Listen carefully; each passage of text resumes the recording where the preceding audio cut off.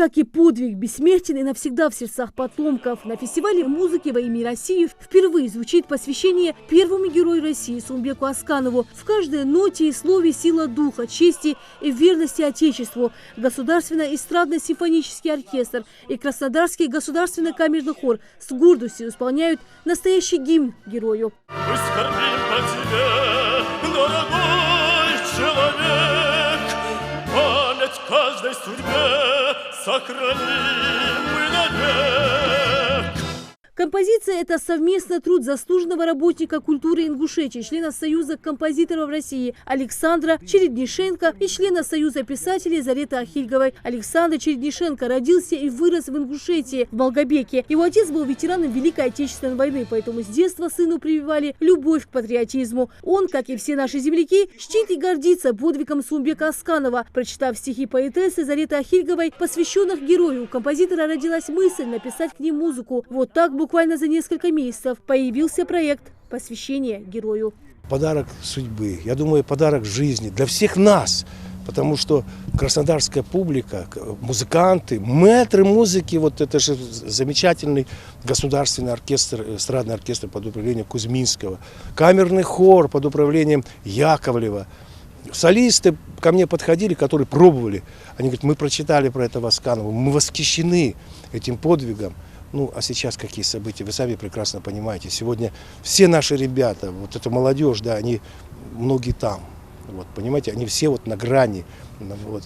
И это произведение, оно, я считаю, одно из лучших было на этом фестивале. Стихи родились в 2014 году, и всякий раз, когда я смотрю репортаж об Асканове, эпизоды с его с полетами, с жизнью, конечно, сердце все время плачет, поэтому я вот решила написать посвящение Асканову, герою России. Филармония краснодарская, там огромный зал, вмещает много народу, зал был полон. И когда на сцене диктор объявил наши фамилии, и что это посвящение герою России Сулымбеку Асканову, это же, конечно, гордость огромная, не только за себя, за наш народ. Это было просто, я не могу передать эмоции. Вот, и весь зал аплодировал, кричали «Браво!». Фестиваль музыки – это дань уважения тем, кто защищает нашу страну в непростые времена. К примере композиции памяти Асканова исполнители отнеслись со всей ответственностью. Сопрано добавил Яковлева, и там такой дикораздирающий крик вот во время исполнения. Поэтому ко мне, конечно, подходили, говорят, раскрыта драматургия. Вот, потому что вот эта боль и в то же время пролог «Никому не отнять дарования Всевышнего», да, с грустью. На финале я думаю, что это произведение будут исполнять еще. Другие оркестры брать будут. Мне из Москвы сейчас уже звонят. Вот этот оркестр, им нужно было порядка 20 произведений за короткое время выучить. И вот это они это учили. А мне звонили и говорили, а вот мы вот так. Мне присылали с репетиции. Потом я ехал туда. Это была работа. То есть, а вот здесь не так, а вот здесь мы чувствуем. А здесь мы вообще прямо, ну, даже вот в съемке дирижер, видно, как он эмоционально. Музыка настолько драматическая, она эмоциональная. И в конце светлость уже идет, да. То есть уже не так грусть, а то, что он уходит в бессмертие.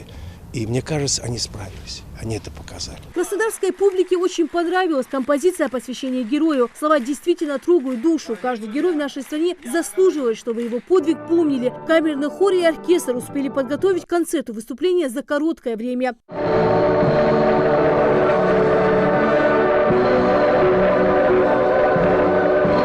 Генерал-майор авиации Сулымбек Асканов был первым, кому было присвоено звание Герой Российской Федерации. В 1966 году Качинское высшее военно-авиационное училище, стал летчиком-инструктором. Он успешно обучал и воспитывал будущих летчиков и прекрасно освоил модели военных самолетов. В 1971 году Асканов оканчивает военно-политическую академию имени Ленина. Он участвовал во многих летных экспериментах на боевых самолетах. 7 февраля 1992 года Сулымбек Асканов выполнял учебное боевой полет в сложных метеорологических условиях у самолета МиГ-29 произошел отказ авиагоризонта. В условиях плохой видимости была потеряна пространственная ориентировка. Выйдя из облаков, летчик увидел перед собой населенный пункт. Ценой собственной жизни генерал-майор сумел предотвратить падение на поселок Хворостянку Липецкой области. Здесь каждый гордится подвигом героя. Музыка во все времена была и остается символом верности. Композитор Александр Череднишенко уверен, посвящение герою должно прозвучать на самых главных площадках страны.